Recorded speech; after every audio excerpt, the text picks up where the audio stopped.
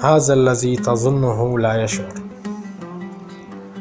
لم يصل لتلك الحالة إلا بعد كثير من التجارب والصدمات، وفي كل مرة يموت فيه جزء يسبقه ألم حاد بالروح، جزءا جزءا إلى أن تموت رغما عنه مراكز الحس فيه.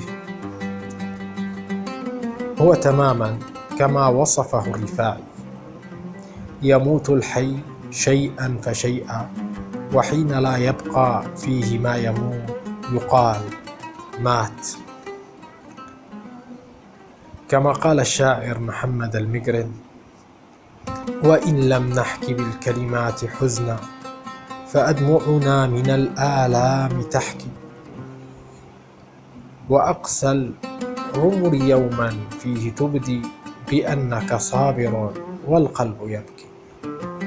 وأقسى العمر يوما فيه تبدي بأنك صابر والقلب يبكي.